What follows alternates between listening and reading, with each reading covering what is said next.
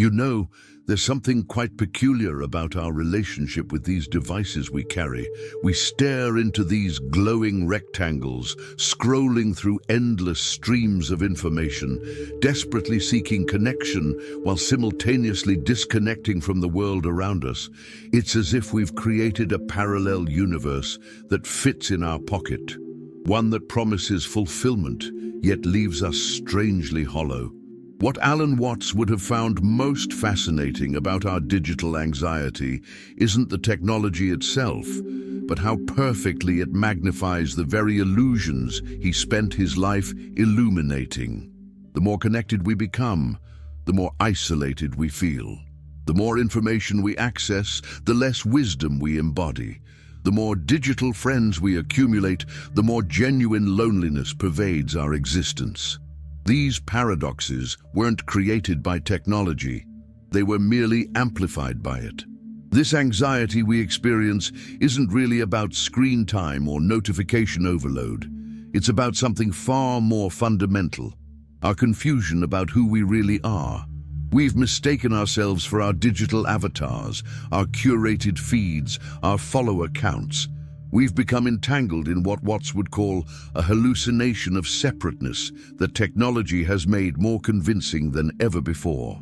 Eastern wisdom traditions have long understood what we're only beginning to grasp, that this feeling of being a separate self, isolated in your head, looking out at an alien world of objects, other people, and now screens, is the primary illusion. The digital realm has simply given this ancient misconception a shiny new form, and we've embraced it with remarkable enthusiasm. Have you ever noticed how, in moments of genuine presence, perhaps watching a sunset or in deep conversation, your anxiety about missing notifications simply vanishes? What truth about our existence might that simple observation reveal? I'd love to hear your reflections in the comments below on when you feel most connected to life beyond the digital veil. We experience this illusion daily, don't we? That moment when you reach for your phone first thing in the morning, as if reconnecting with your extended self. The subtle panic when battery life dwindles, as if your very existence is threatened. The peculiar disappointment when a post doesn't receive the engagement you hoped for, as if your worth has been diminished. These aren't merely habits, they're manifestations of a profound misidentification. We've confused the map for the territory, the menu for the meal, the symbol for the reality. Your carefully curated Instagram feed isn't your life. It's a symbolic representation that exists primarily to be witnessed by others. Your LinkedIn profile isn't your career. It's a digital reduction of your professional journey. Your text messages aren't your relationships. They're abbreviated exchanges that stand in for genuine connection. When we mistake these representations for reality, we suffer. And our suffering takes recognizable forms. The compulsive checking of devices, the anxiety of being offline, the strange emptiness after hours of scrolling. We're experiencing the exact suffering that Zen Buddhists have described for centuries, the suffering of mistaking the finger pointing at the moon for the moon itself. The digital world offers us a peculiar game, one where we're simultaneously the player, the played, and the audience. Like actors who've forgotten they're in a play, we become so identified with our digital roles that we experience genuine anguish when the performance falters. We create an online persona, then live in anxiety trying to maintain it, forgetting entirely that we created this character in the first place. Think of the bizarre contradiction in our behavior. We carefully stage photos to appear spontaneous, meticulously craft messages to seem effortless, and strategically time our responses to appear naturally engaged. The exhaustion we feel isn't from technology. It's from maintaining this elaborate charade, this digital theater that we ourselves have constructed, yet somehow become trapped within. What makes this situation particularly dizzying is that our digital representations have a peculiar half-existence. They aren't entirely real in the conventional sense, yet they aren't entirely imaginary either. They exist in an in-between realm that Eastern philosophers might recognize as similar to Maya, neither existing nor non-existing, but appearing. This digital Maya has become so compelling that we've invested much of our identity in its ever-shifting landscape. Consider how strange it is that we can feel genuinely upset about events that occur entirely in this digital realm. A critical comment, an unanswered message, a declined invitation, none of these involve physical interaction, yet they trigger very real emotional responses. We've extended our nervous systems into the digital world, as if growing new limbs that can feel pleasure and pain in a realm that exists primarily as electric patterns in silicon chips and copper wires. The vertigo you might feel when contemplating this isn't a sign of confusion, it's the beginning of clarity. That slight disorientation is what happens when we start to recognize the arbitrary nature of boundaries we previously took for granted. The line between online and offline, between digital and physical, between the virtual and the actual, these distinctions aren't as solid as they first appear. This realization points to something profound, a first glimpse of waking up from what Watts would call the dream of separateness. If the boundary between digital and physical experience is more permeable than we thought, perhaps other boundaries are equally fluid. Perhaps the boundary between me and not me isn't as definite as we've assumed. Perhaps our anxiety stems not from too much connection, but from the fundamental misconception about what connection really is. The journey of awakening from digital anxiety isn't about disconnecting from technology. It's about recognizing a deeper truth about consciousness itself. It's about realizing that what we are isn't a separate entity trapped in a head, occasionally connecting with other separate entities through screens and signals. What we are is the awareness in which all experience arises, digital and physical alike. I invite you to join our community exploring these deeper dimensions of consciousness in a digital age. This channel is dedicated to navigating the intersection of ancient wisdom and modern technology, not by rejecting either, but by integrating both into a more awakened understanding of what it means to be human now. Subscribe to continue this exploration together as we examine how timeless insights can illuminate our very modern predicaments. What becomes particularly fascinating is how digital technology reveals the interdependence of apparent opposites: connection and isolation, knowledge and wisdom, presence and absence. The more we pursue digital connection, the more physical disconnection we often experience. The more digital knowledge we accumulate, the more actual wisdom seems to elude us. The more digitally present we become to distant others, the more physically absent we become to those nearby. Yet these opposites aren't truly in conflict.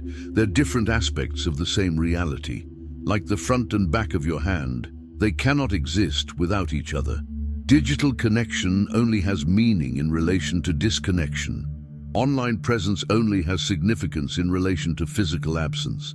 The virtual only has reality in contrast to the actual. These aren't opposing forces, but complementary aspects of a unified whole. This insight points to something revolutionary. Perhaps our digital anxiety doesn't stem from too much technology, but from our dualistic way of thinking about it. We've created a false dichotomy: real life versus digital life, and then struggle to reconcile the two. But what if they aren't separate realms at all? What if they're interpenetrating aspects of a single unified field of experience? When we see life this way, something remarkable happens.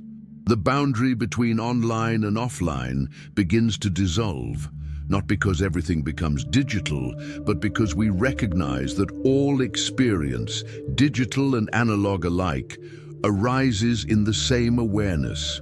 The problem isn't that we use technology too much or too little. It's that we've fragmented our understanding of experience into opposing categories that don't actually exist in reality. Have you ever been so absorbed in a meaningful digital conversation that you completely forgot you were using technology. In that moment of absorption, the artificial boundary between digital and physical temporarily dissolved. You weren't using technology. You were simply communicating, connecting, being. The medium disappeared, and only the experience remained. That disappearance offers a clue about the nature of reality itself. What would it be like to live from this understanding? To engage with technology without the underlying anxiety that stems from dualistic thinking? To recognize that whether you're walking in a forest or scrolling through Twitter, the same awareness is present, witnessing it all? This isn't about balancing digital and physical life. It's about transcending the illusory boundary between them. The practical implications of this shift in perspective are profound. When you no longer believe that real life and digital life are fundamentally separate realms, you stop trying to manage your screen time as if it were inherently different from other time. Instead, you simply ask, is this particular activity, digital or otherwise, alive with meaning and presence?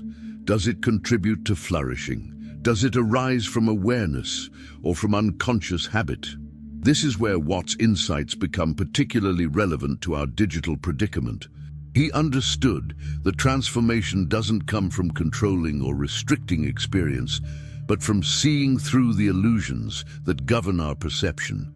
The solution to digital anxiety isn't digital minimalism. It's recognizing the unified field of awareness in which all experience, digital and otherwise, arises and subsides. When you discover this for yourself, technology loses its strange hold over your attention. You no longer reach for your phone compulsively because you recognize that the comfort you seek isn't in the device. It's in the awareness that's already present, whether the screen is on or off. You engage with digital tools consciously rather than compulsively, not because you're exercising willpower, but because you're no longer confused about where fulfillment comes from. Living this way requires a certain comfort with paradox.